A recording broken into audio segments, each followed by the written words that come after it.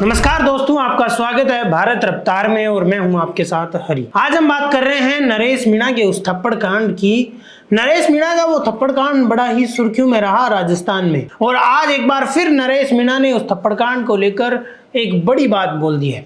नरेश मीणा ने स्टेज पर जनता को संबोधित करते हुए कहा कि वो तो सिर्फ एसडीएम ही था, वहां पे अगर सुधांशु भी होता तो मैं उसको भी थप्पड़ मार देता। यानी एसडीएम तो क्या ही चीज है, अगर कोई और कलेक्टर भी होता तो भी मैं उसको थप्पड़ मार देता। नरेश मीणा का भाव कुछ इस तरीके से उभरा। इसके अलावा नरेश मीणा ने उस एसडीएम को थप्पड़ मारने और वो थप्पड़ क्यों मारा और इतने टाइम तक वो जेल में रहे उसको लेकर भी बड़ा बयान दिया। आइए सुनते हैं क्या कहा नरेश मीणा ने। थप्पड़ में कितनी सजा होनी चाहिए, कितना बड़ा मुकदमा लगना चाहिए।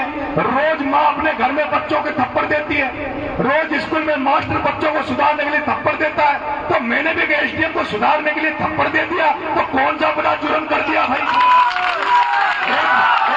एक भ्रष्ट, एक तानाशाह, एक दादागिरी करने वाला अगर मैंने एसडीएम को थप्पड़ दे दिया तो कौन सा गुनाह कर दिया। अरे एसडीएम तू तो क्या, अगर तेरी जगह सुधांशु पंत भी गलत करेगा तो सुधांशु पंत के भी थप्पड़ नरेश मीणा दे। लेकिन मुझे जो जुर्म मैंने किया, मैंने गलती की, मैं गलती को मानता हूं, मैंने थप्पड़ दी वो गलती थी।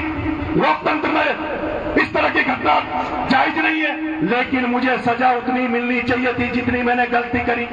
गलती 323, 341 की धारा मेरे पर लगनी चाहिए थी, लेकिन धारा लगाई 307 की धारा लगाई, कातिलाना हमला की मेरे पे धारा लगाई। मुझे 8 महीने जेल में रखा, छूटने नहीं दिया।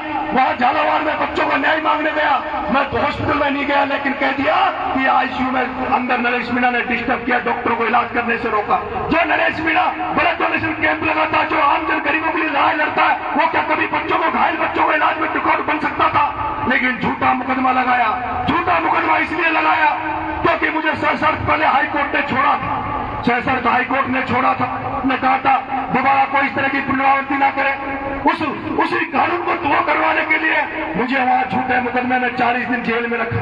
लेकिन आपने देखा होगा एक हार्दिक पटेल हुआ था गुजरात में, उस हार्दिक पटेल का नाम भी इसी तरह नरेश मीणा की तरह चल रहा था। लेकिन हार्दिक पटेल को जब 9 महीने जेल में डाला और जब वो जेल से निकला तो मोदी के पैरों में दंडवत हो गया, मोदी के पैरों में लटक गया। आज हार्दिक पटेल को कोई नहीं पूछ रहा। मैं जब जेल में था तो भजन लाल ने कहा, बीजेपी वालों ने कहा सब कुछ दे देंगे, मंत्री बना देंगे, एमएलए बना देंगे, और अभी हम तक चुनाव हो रहा है, तुझे एमएलए का टिकट देंगे, बीजेपी में आजा, तेरा सारा काम फ्री कर देंगे, मुकदमे फ्री कर देंगे। मैंने कहा ये नहीं होगा, ये नहीं होगा। और ये क्यों नहीं होगा? ये इसलिए नहीं होगा कि अगर आज हम लोग जो भी है अक्सर की देर है, तो पार्टी कांग्रेस की, बीजेपी ने कभी हमारा भला नहीं किया, भारतीय जनता पार्टी ने हमारा भला नहीं किया। मैं आपसे पूछना चाहता हूं पूर्वी राजस्थान के भाइयों, आज अगर बीजेपी सरकार अगर राजस्थान में किसी की वजह से है, अगर राजस्थान में बीजेपी सरकार किसी की वजह से है,